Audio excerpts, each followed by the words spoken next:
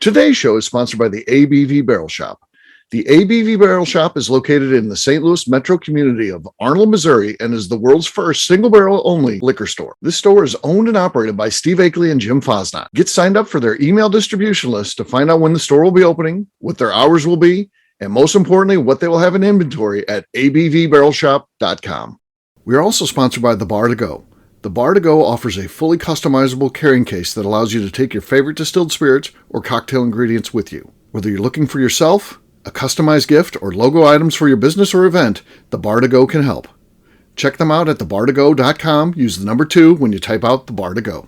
Did you know Neely Family Distillery now ships its popular distilled spirits directly to you? To order, simply call 859-394-3258. Tell them the ABV Network sent you. And now, on to the show. Let's drink!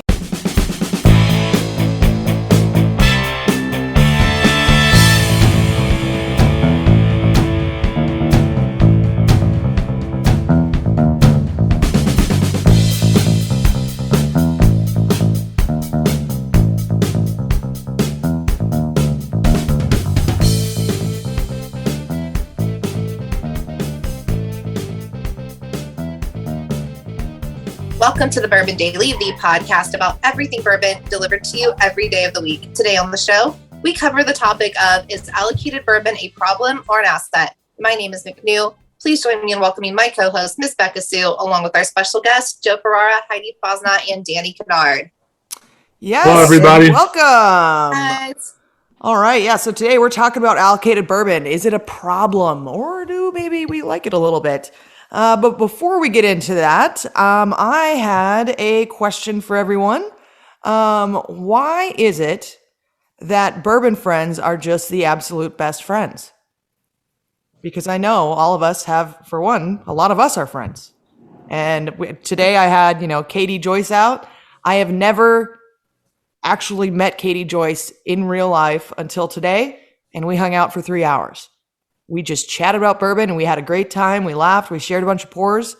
And I'm just wondering, what do you guys think? Are bourbon friends the best friends? Yes. Yes.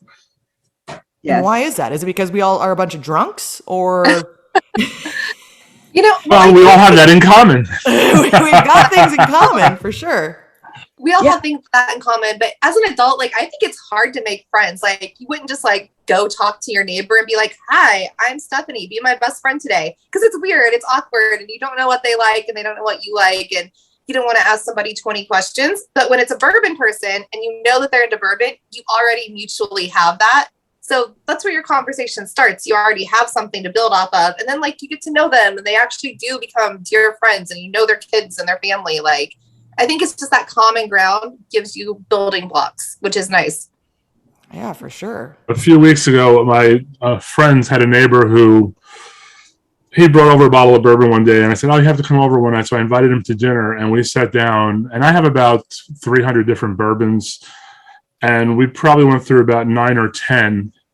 And it was just one of the best times. We hung out. We're making plans to take a trip to Kentucky together. And it's all over bourbon. It's oh yeah, I'd love to do that. So, hopefully this summer we'll get to do that. But it opens up conversation. It's like a common ground that we all have. Yeah, and apparently vacations as well. Yep. Yeah. Yes. I feel like the bourbon world, the whiskey world has really in the last 5 years, I've met so many different people, and everybody is always nice. And I don't know if it's because we're all drunk all the time or we're drinking all the time, but everybody is so nice and so willing to tell stories and to share their bottle.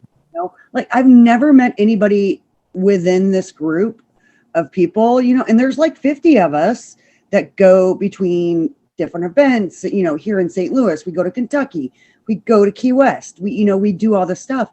I've never met anybody that is just mean and selfish and been like, "No, you can't have that." Everybody, the bottle's there. You can go ahead, open it, have some, I've had some of my best bottles with some of the people in this group, and it's been fantastic. You get to know them, you get to know their family, you get to know, their friends that are into bourbon.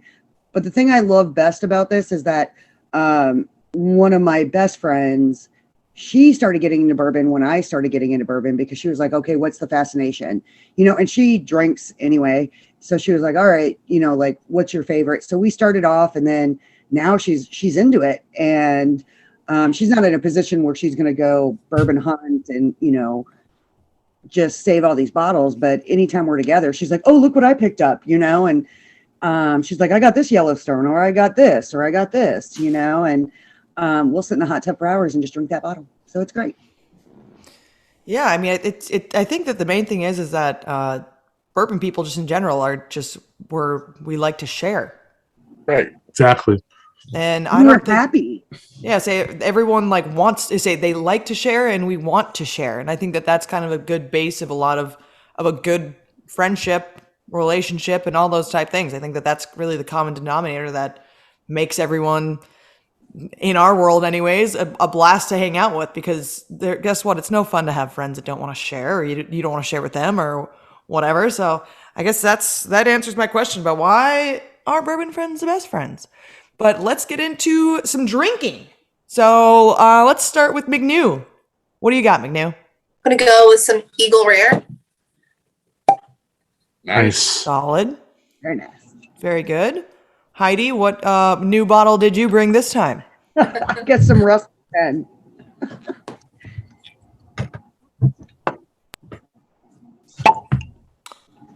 Ouch. That was better than McNew's. Danny, what do you got? I've got a rye here. It's called Riverset. So Where's that from? Where's Riverset from itself? Where's the distillery? Probably Indiana. Memphis, MVP. Memphis, Tennessee. Oh, okay. Oh, Look at us. Pretty good rye. Heidi has still got it. Joe, what about you? I'm drinking this fantastic bottle of Big House straight bourbon whiskey, $16, aged 6 year. It's aged for a 6-year stretch. You know, it's basically making it like a jailhouse bourbon. Ooh. That was pretty good. Not bad for a $16 bourbon. I thought that was pretty good. I think that Joe maybe took that from Heidi. I would agree. All right.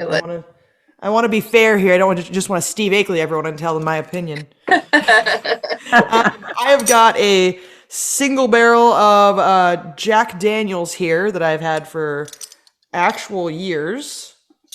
Bottle date was back in April of 2019. And I obviously don't. Pre-pandemic. This is this going to become like pre-prohibition and yes. like, you know, Oh, yes. like, this is my pre-pandemic bottle actually. Right. Let's see how it does. nothing. Nothing. No. There's some A clanking. lot of rattling Yeah, noises, it's got but this neck tag on it. It's like a dog almost or something. All right, well, Joe, I'd say that you stole Joe. that one away yay. pretty well. Number 2 for the night. Yeah, so cheers. Cheers. Cheers. Cheers. All right, and when we get back, we are going to be talking about allocated bourbon.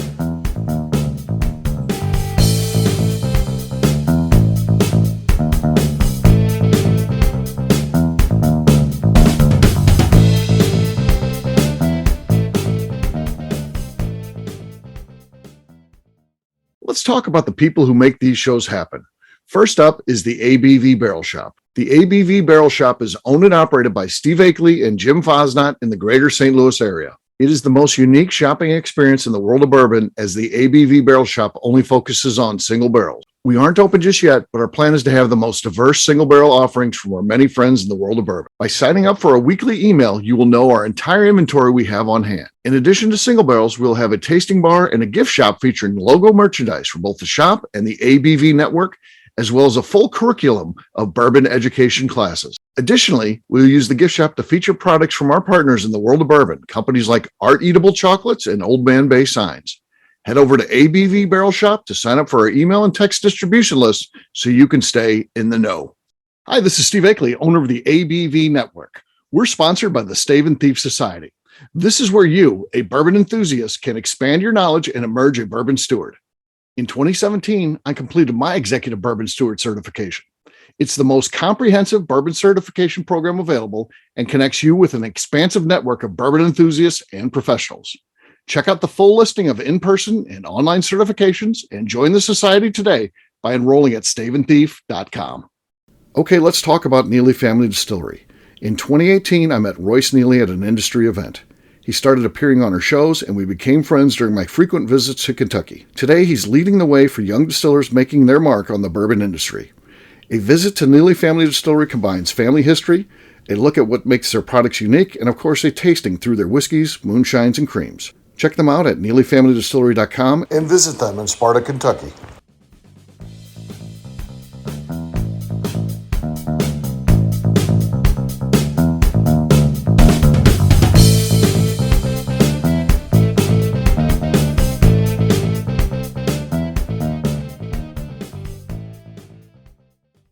Hello, this is Jeff from Iowa, and you're listening to the Bourbon Daily. Welcome back to the Bourbon Daily. Today we are discussing allocated bourbon. Is it a problem or an asset? Yeah, so allocated bourbon, obviously, I don't want to say everything's getting allocated these days. Apparently not Wild Turkey 101 and some other things. But is it a problem or is it an asset? Joe, you had some thoughts about this before we started. For me, it doesn't matter because if it's allocated and I don't find it on the shelf or about retail, I don't buy it.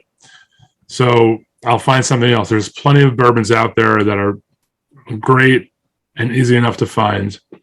I just get annoyed when people buy it and then put it back on the secondary market for some crazy price. Yeah, that is definitely a problem, to say the least. McNew, it looks like you're about to... I was yawning.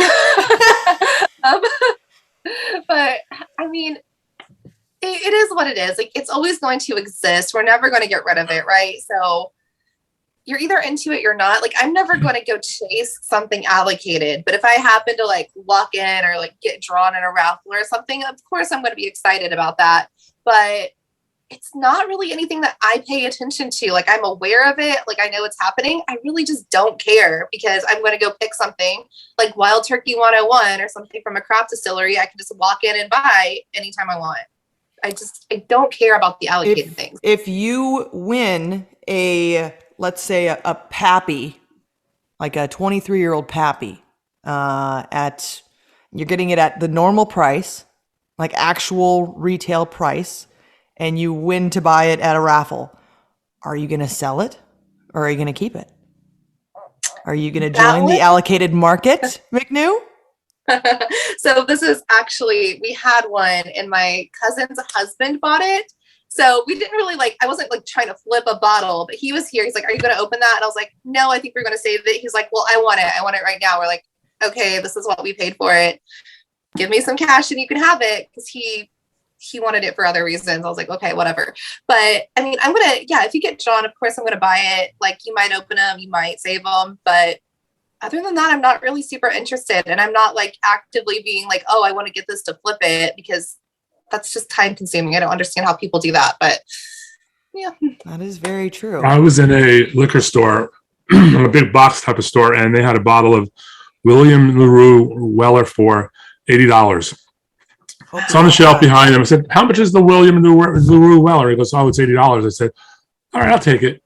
Do you have any more? He says, no. So right next to it was a bottle of George T. Stagg. So I said, well, how much for the Stagg? He goes, oh, that's $500.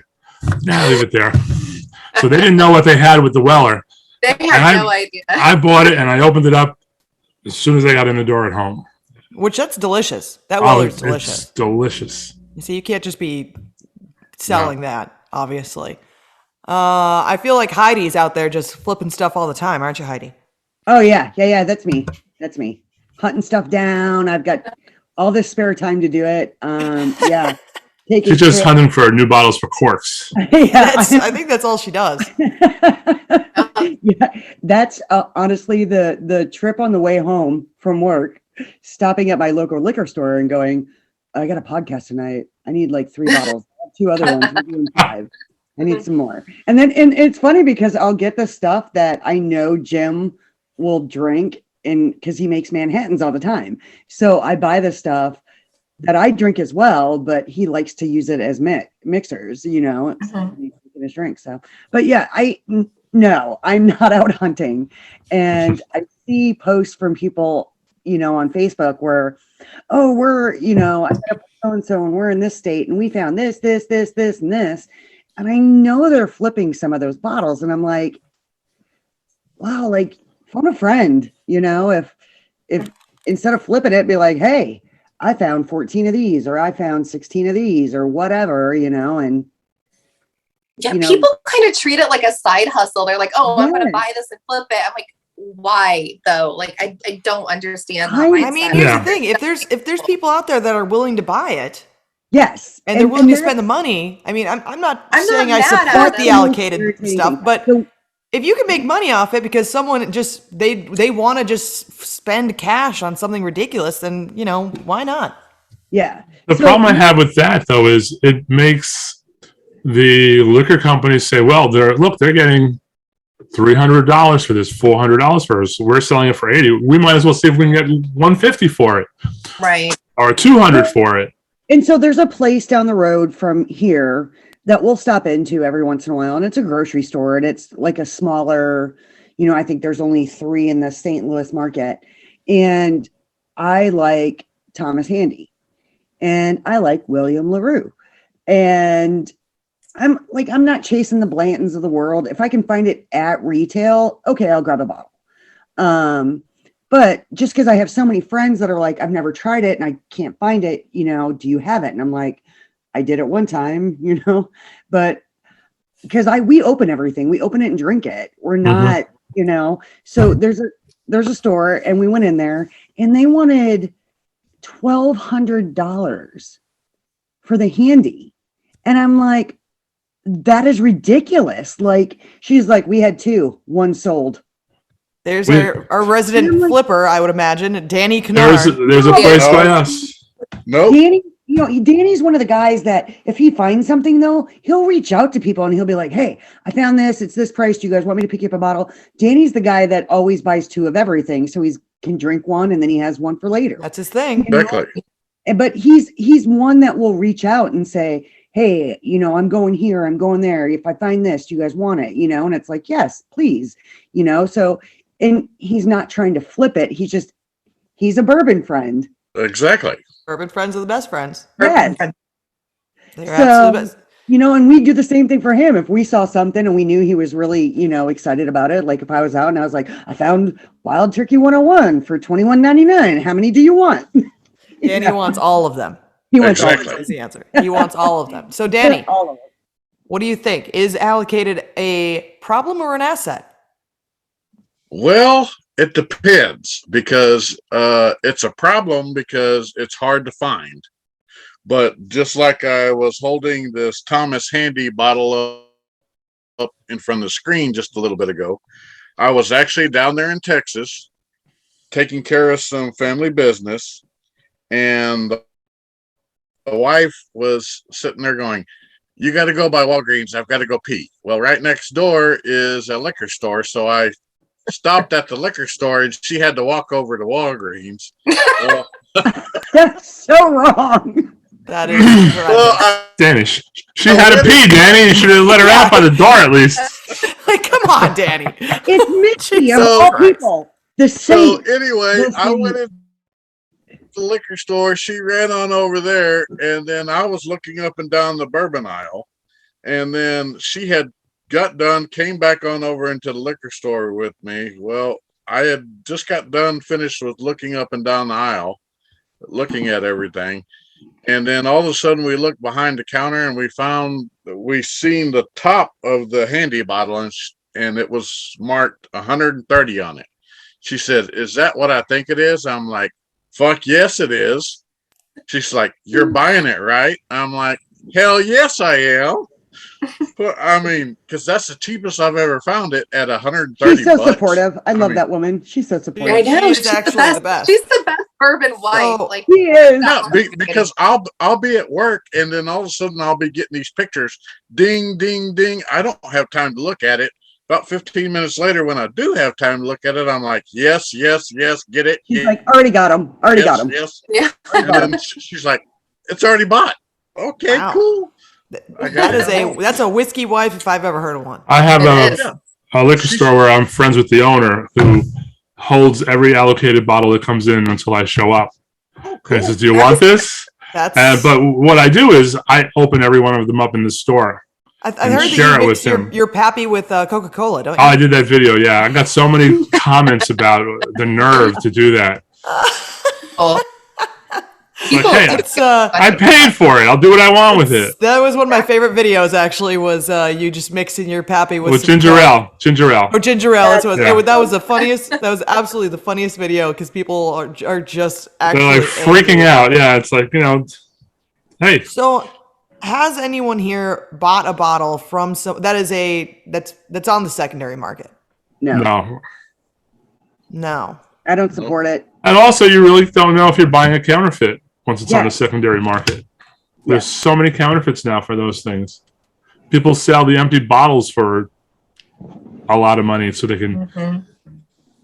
Yeah, and say Yeah. there's a lot of fake stuff on the secondary. That's for sure. I've heard about that on a lot of podcasts. But the whole allocated thing with where things go and everything is I don't know. I say it sucks that you can't just find things anymore. Yeah, And then well, and you the got guys like Joe who got it behind the counter the entire time. Yeah. And Well, the way they but- do the liquor stores too, where it's like, oh, you have to sell so many handles of Wheatley vodka and we'll give you this Yes. allocated. Exactly. one. Don't even get me It started sounds on that. That's stupid. ridiculous. I had 3 bottles of Blanton's, and I don't really like Blanton's, but I would buy it. I saw I it. agree. And the sales rep for that company couldn't get it, and she was in the store, and she was like, "Oh, my husband loves Blanton's. I can't even get it for him." I said, "Well, I have 3 bottles of it." So I sold her for what I figured. I think I paid maybe $60, $65. So I sold it to her each bottle for that, and I ended up. She was so grateful that I got a bottle of what is it? The Dalmore cigar blend, which is like a $300 Scotch for like $200. She gave it to me at what she paid for it, Wow. rather than through the Blanton's? store. No, for the 3 bottles of Blanton's I sold her, and then God. she said I have some. No, not that wasn't the other. It was the King's, the whatever. It's like the most expensive one. It's like $400 a bottle. I think I paid $225 from her. People can't For find it. stuff. And she was just so, because her husband was like in his glory because he had 3 bottles of it all of a sudden. And I'm like, it's just Blanton's. That's Right. I saw It's that Phil nothing Collin special. posted a picture of Blanton's in an actual liquor shop or liquor store the other day, and it was That price is wild. $300. Oh, yeah, it's insane. It That was doesn't even make sense. The store near me has, I don't know if you can see that, it's the LaRue Weller. It's $2,400. Do you think that these stores should actually be allowed to sell their allocated products for what is going on secondary? No. I do not think they should, but because I of think the they're way allowed, America it is allowed. Yes. And what's going to happen is it's been there for about 8 months, and eventually it won't be there anymore. The George T. Stack, which was $2,400, is no longer on the shelf there. Well, I don't even go in there there's people out to there buy that pay anything. stupid prices. Yeah. See, I don't even look for that stuff anymore. Like, I look forward to, the things I'm tasting from other smaller. Mhm. Right. Well, That's the reason why I'm story. going more toward the Well- crafts. Well, Yeah. you guys, where you are, there's a lot of little craft distilleries you can go pick up. Like where I am, Yeah. I think we're up to like 20 distilleries now, and maybe out of those, 7 or 8 are making a decent product. The rest are like they're putting it out way too young. So The- if anybody's out there that has the Limestone Branch Angel's Envy, Like English share? It's oh, gone. Angel Share, yeah, the Angel Share, I need some. So hit That me was up. allocated. Sorry. Hit Just me up. whisper it. Just whisper it. Hit me up, and yeah, I'll come get it. The- $1,000. I have one right here You now. gotta buy some vodka. $4,000. Gotta save some of that. The angel share? I think I bought half of the angel share that was out there. That was such a good ride. Like, I'm really proud of that pick. We did so good on that one. That was really good. That was really good. But allocated to the ABV network. Just me. It's allocated now. Allocated to just Heidi Fosnat. Only Heidi can buy this if you have it. Don't look me up as Heidi Fosnat. That's not out there. It's Heidi Eller. My bad. I know. Everybody's like, wait, what's your last name? My friends are like, did you change your last name? I heard the podcast. And I'm like, no. It's just easier. I just read what Steve writes. Yeah, it's really what Steve just tells us. Well, and then because I can't for some reason on this laptop get my Gmail to pull up.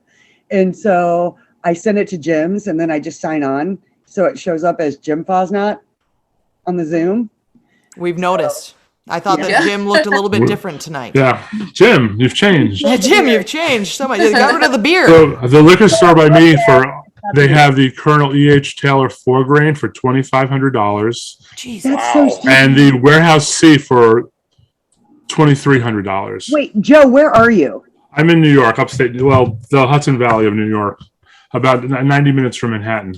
I can get the 4-grain in Illinois for like $90. I don't even care. I'm not that crazy about E.H. Taylor. It's just, it annoys me to see these prices. And then it annoys me there are idiots out there who will pay it.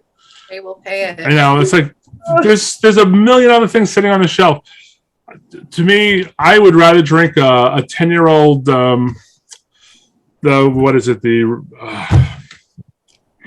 Russell's Reserve. Russell's Reserve. Yes.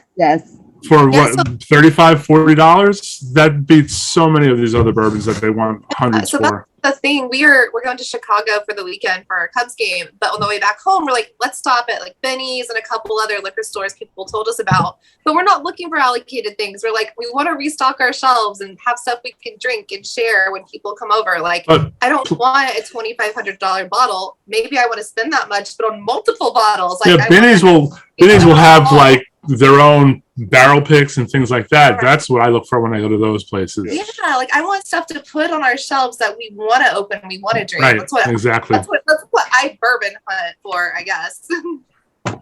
Yeah, right. I say that. Like, I mean, at this point, I always just tell people if they ask to look for store picks, like actual store picks of almost any brand.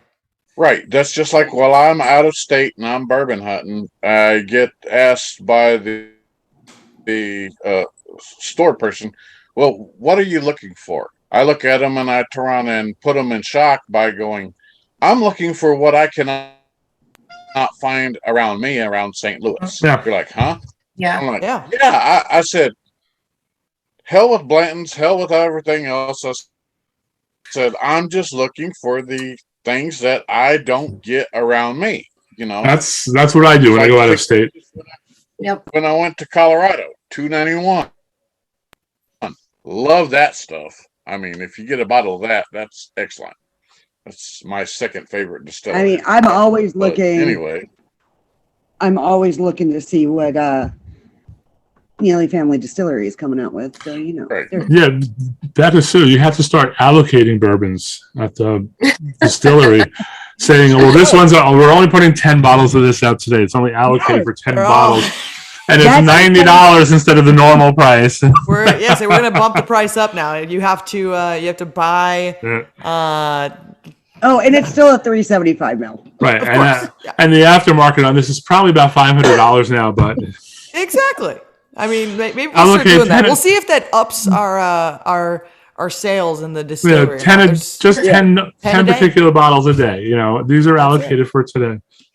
We'll start doing that in the distillery. That would probably be a great idea. I bet it'll make people really enjoy us as a distillery. I guess Buffalo Trace does that pretty much in their gift shop. I bought 2 bottles of their the oak experiment. I think it was called project that they did when I was there. They had where they took these trees and cut them down and used the bottom of this one tree and another tree, and they made all these whiskeys. And they did like maybe 400 different barrels. And they've been releasing them now at the distillery. When I was there, they had 3 of them, but you're only allowed to buy 1. But the girl behind me wasn't buying any, so I pretended I bought one for her. In fact, that's what the salesperson told me to do. She goes, well, if she's not buying one, you can buy one for her. So I said, okay. You gotta appreciate a good sales associate like that. Yeah. I mean, you gotta say, like, that's. So I ended up getting 2 different bottles, and they're different. They're good. They were like, I think $70. But So let me ask you this. So if you're in line somewhere and you're going to get an allocated bottle from a distillery, do you think it's okay for them to ask for ID and scan it to make sure you don't come back? no. I think that's wrong. I Well, is it wrong though? Because think about the guys that are flipping them anyways on a secondary, because Yeah. they're gonna come back and they're gonna just buy all of it. True. So maybe it is. I would say they probably should do that because most likely, anyways, it's gonna be someone coming back in to try and flip stuff. I drag my wife with me to the store. Exactly. Yeah. And that's fine. Because if they say I like bring two, 6 Well- friends. 2 per person, how else can they enforce that? There's no other way to enforce it than to scan your ID. But yeah, bring your wife, bring your kids. Yeah. Yeah, that when are 21, Kentucky bring your friends. Yeah. When that's Kentucky fine. Peerless released their first bourbon, we were there for that, and I brought her with me. You were allowed 2 bottles, so I ended up buying 4, and they were like signed bottles, and 2 of them were numbered. But or else I would have just been happy with 2. You know, I'm not greedy. I think Danny, that's when fine. Roy starts allocating bottles, Danny, you have to grab all your kids, their spouses. You're only allowed 2. You're only allowed 2 anyway. And That's then right. I will grab my daughter and we'll just bring her, and then that way I can get mine. you can get Right. his. We're actually gonna be checking cars. It's just 2 per car. 2 per car, like a drive-through. And Heidi, you will be happy to know you don't only have to travel to Kentucky to get Neely's products. You can also go to Oklahoma, which I've picked up quite a bit out of there on my way to Texas. We haven't actually been distributing there for a little while. They had some of our products still, but we haven't been distributing at all lately. Now it might end Really? up back in Oklahoma. Just the pandemic kind of screwed some things up. So hopefully we'll be back to being in Oklahoma again. But I've basically cleared Oklahoma out. well, then I guess Oklahoma's out because Danny Kennard, And it went through the state. he bought everything that was in Oklahoma, most Danny's likely. like, I got my pickup truck and I got my camper. I got it all. All right, guys. So let's wrap this one up. Oh, dude, that Kemper is loaded down. Trust me. That's why Danny travels with a camper, because he's buying up every bit of allocated bourbon. He sleeps in a hotel. He just puts his liquor in the camper. So let's wrap this one up, guys. Danny, where can we find you other than in your camper? You can find me at Danny Kennard on Facebook. All right, And Joe. in the basement. I'll be online looking for bottles that I can buy that have been allocated, and also at Instagram at bourbon_aficionado.com. All right, Jim Fosnot, apparently. You can find me on Facebook as Heidi Topol Eller, or you can find me on Instagram as Heller_Barrel Babe. But quick shout out, because the day this airs, it is my baby girl's birthday. So happy birthday, Zoe. Happy Happy birthday, Zoe. Happy birthday, All right. Zoe. McNew, where can we find you at? I am on Instagram at McNew ABV. And as always, you can find me down at Neely Family Distillery or on Twitter and on Instagram at Miss Beka Sue, 1K, no C's. McNew, would you like to say anything else tonight? I would like to remind the audience to please give us a 5-star review. That includes comments. It helps new people find the show, which is very important to us. And if you like what we're doing, we ask that you please visit our Patreon page at patreon.com/the ABV Network. All right, see ya. Adios. Bye. Peace.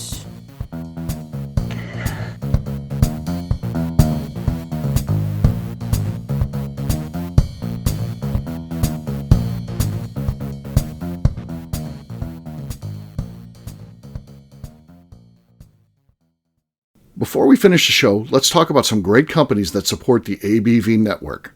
First up is Moonshine Still Pro. Moonshine Still Pro has a full line of products to help the home distiller.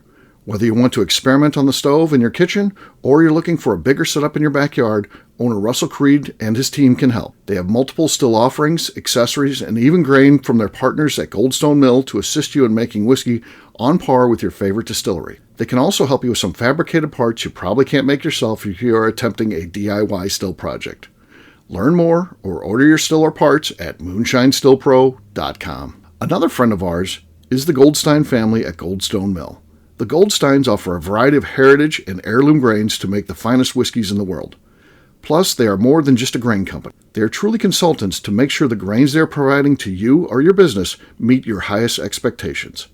Additionally, they work with mills around the country, ensuring shipping is as low as possible for their customers. If you're a distillery, brewery, or even doing this at home, Goldstone can assist you. Check them out at goldstonemill.com, call them at 217-254-6613, or check in via email at hello@goldstonemill.com.